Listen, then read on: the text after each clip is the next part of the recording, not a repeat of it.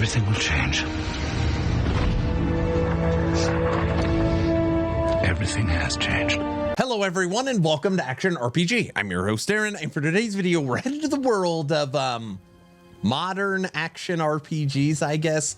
Co-creator of Diablo, David Brevik, has come out and had some choice words for the modern ARPG, for the blaster, the huge AoEs, skip as much content as humanly possible.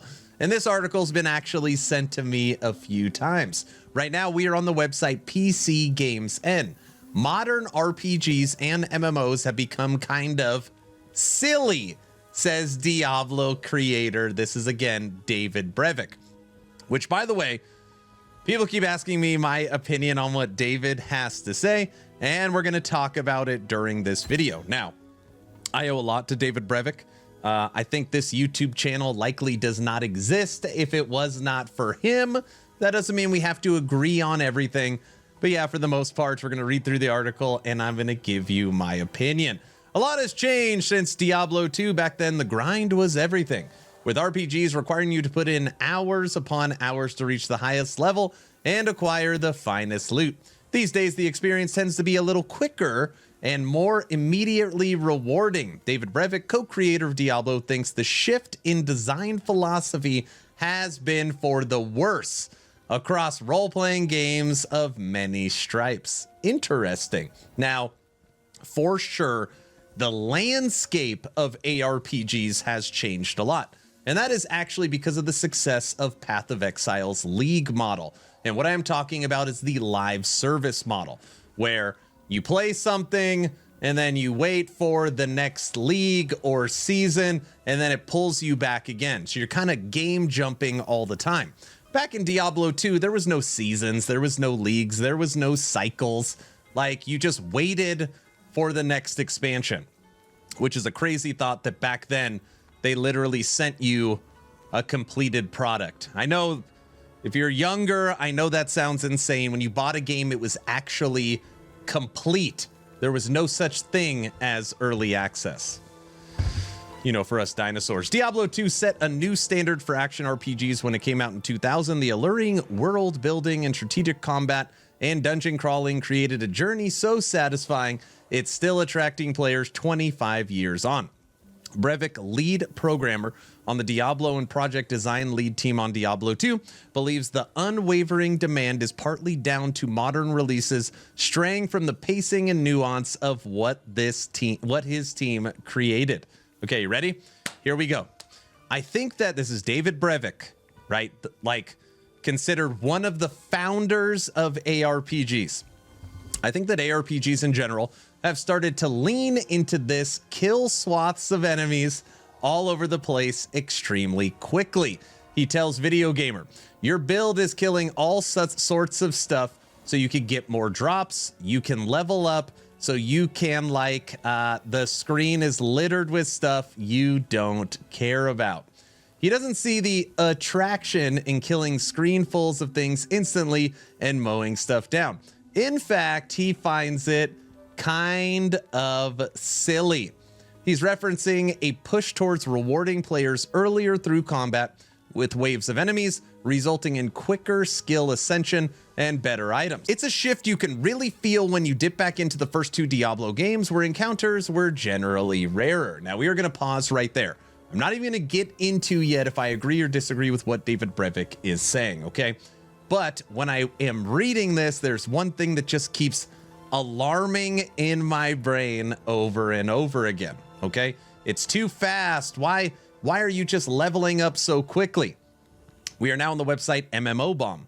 Former Diablo dev creator David Brevik joins Torchlight Infinite ahead of the announced open beta. Yes, David Brevik joined the Torchlight Infinite team. And it is just so like, what? What? And I actually really enjoy Torchlight Infinite. Everybody knows me. I play every single season. I really enjoy Torchlight. And I enjoy this article because they put my favorite character on the front, Carino, Ranger of Glory. But if you know anything about Torchlight, this is a full-fledged isometric action RPG that does have a mobile port that does have a gotcha system attached to it. And when you talk about big AoEs and you talk about zooming, like, I mean, this game is right up there with PoE 1. Let's check in for a second. This is my current season Moto minion build. And yeah, David Brevik, who helped create Torchlight. My minions move so fast, I can't even see the enemies. This is time mark 7. Yeah, very, very zoom. Gosh, I love this build. Get them, robots, get them. Blast. Oh, you could feel the power. Aaron, what's happening? I don't know. My robots are killing everything extremely fast. And the map is done. Torchlight Infinite feels pretty zoom. You can get to endgame, you know, in the first 3 to 5 hours. Brevik notes that he's found this in MMORPGs as well. How fast can you level? Question mark. How fast can you kill everything? Question mark. It's all about speed and things like that. But in reality, I just think that that makes it kind of a worse experience. And I tend to shy away from that direction, he says. Skipping to the end. Nevertheless, Brevik thinks it's devaluing new PC games. When you're shortening that journey and making it kind of ridiculous, you've cheapened the entire experience, in my opinion, he adds. Of course, the great thing is you can enjoy games of both classical and contemporary philosophies at your leisure. D3 and D4 are available, and D2 has a shiny remaster in 2021 that makes it just as easy to boot up the old PC game, so everybody wins. And then at the end, it pitches Diablo 4 Season 8, blah, blah, blah. Okay. Now it's time for my opinion. Right off the bat, okay, I do understand what he is saying, but I think we are never, and I mean never, putting that genie back in the box. There is a generational difference from Diablo 2 when it was out and we were playing it in high school, or I was playing it in high school, compared to now. Now you've got all these websites that offer you leveling guides, meta build guides, what to skip, tips and tricks. Like, it is so funny to me that current ARPGs, which again, this is actually, I guess, me agreeing with David Brevik, is I want to skip the content as fast as humanly possible. I want the most broken, bugged meta build that I could possibly get. And then once the campaign is done in 3 seconds and once the end game is done in 3 seconds, I'm going to complain that there's no end game and there is absolutely nothing to do. That is the current action RPG experience, whether you want to admit it or not.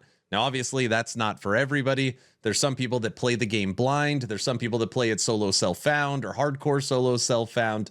But more often than not, action RPGs have kind of morphed into this kind of kickback, one button build, clear the entire screen, grind, and you're off of work and you just want to feel the power of your Spiritborn and just clear the whole screen and get all the loot, even though the loot really doesn't mean anything.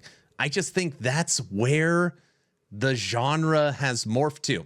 And I will say that Path of Exile 2, I think, has done the best job so far at kind of bridging this gap.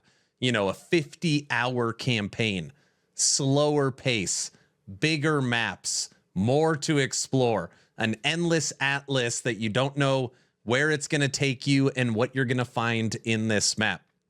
I definitely think that if you follow, you know, the broken meta guides, you're going to get to that one button build in PoE 2, but at least trying to bridge the gap of Diablo 4 Torchlight compared to Diablo 2, I think PoE 2 has done the best job so far. But all in all, here is my final take. David Brevik, I think you are right that it cheapens the experience, but I also think we are never going back to that older experience in D2. But I think you're right that it's great that we have Diablo 2. It's great we have Titan Quest. It's great we have Torchlight 2. It's great that we've got some of these older games that we could always play if we want that experience.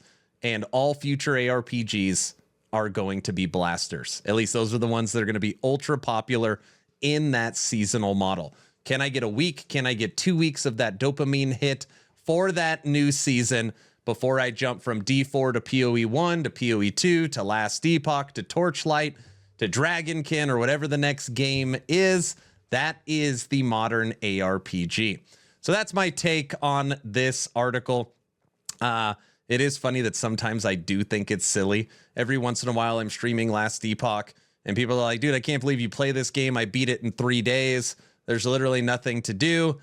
And then I ask, what are you playing? And it's 5,000 Corruption Ballista. And they're following a leveling guide. Yeah, you're playing the most broken build in the game.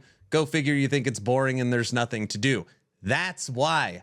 Make something yourself. So in that regard, sometimes I do think it's silly.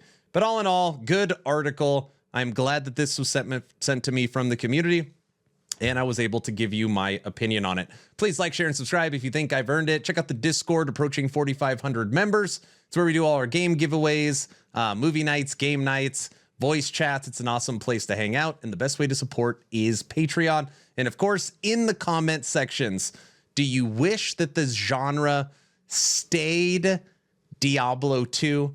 You know, normal, nightmare, hell. You play through the campaign slower. When you hit Mephisto, that boss encounter really hits. Or do you like the PoE style of just absolute blasting? You can't even see what the hell's on the screen, and you're just moving as fast as humanly possible. Let me know your thoughts in the comment section below. I'm done. Hopefully you're entertained or at least learned something. Aaron, out.